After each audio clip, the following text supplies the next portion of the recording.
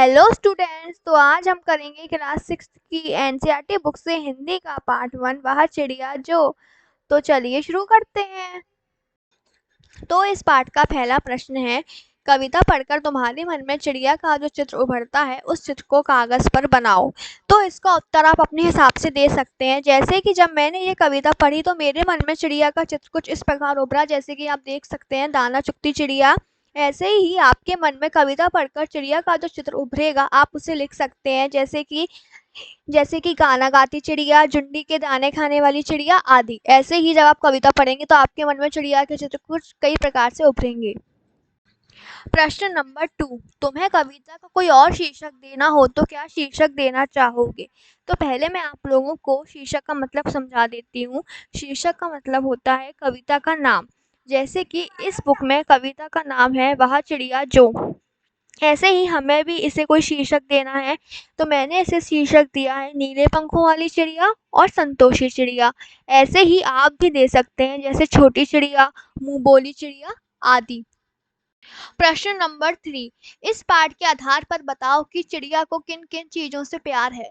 तो इस पाठ को पढ़कर हमें बताना है कि चिड़िया को किन किन चीजों से प्यार है। इसका उत्तर है, इस पाठ के आधार पर चिड़िया को निम्नलिखित चीजों से प्यार है। तो इस कविता का जो पहला पैराग्राफ है उसे पढ़कर हम कह सकते हैं कि चिड़िया को अन्न से बहुत प्यार है। इस कविता का जो सेकंड पैराग्राफ है उसे पढ़कर हम कह सकते हैं कि जहाँ वो खुली हवा में गाना गा सके उसे उस जंगल से बहुत प्यार है। और इस कविता का जो लास्ट एंड थर्ड पैराग्राफ है उसे पढ़कर हम कह सकते हैं कि उसे मीठा और ठंडा जल देने वाली नदी से भी बहुत प्यार है। प्रश्न नंबर 4, आशय स्पष्ट करो। तो आशय स्पष्ट का मतलब है अर्थ समझाओ। तो हमें ये जो दो लाइन दी गई हैं हमें इसका अर्थ समझाना है। पहली लाइन है रस उंडेलकर गा लेती है। यह लाइन कविता के सेकंड पैराग्राफ में दी गई है।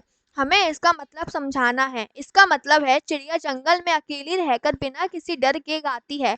वह बहुत मीठा गाती है। ऐसा लगता है मानो उसने सारा रस गाने में उंडेल दिया है।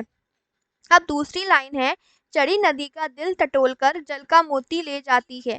यह लाइन कविता के थर्ड पैराग्राफ में दी गई है।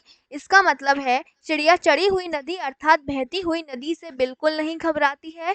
वह बहती नदी में से जल की मोती सी बूंदों को चोंच में भर लाती है और उसी से अपनी प्यास बुझाती है। तो अब अपना चैप्टर खत्म हुआ। तो अब नेक्स्ट चैप्टर में मिलते हैं। अगर आपको मेरे पढ़ाने का तरीका पसंद आया है तो आप मेरे चैनल को लाइक और सब्सक्राइब करें। Thank you for watching.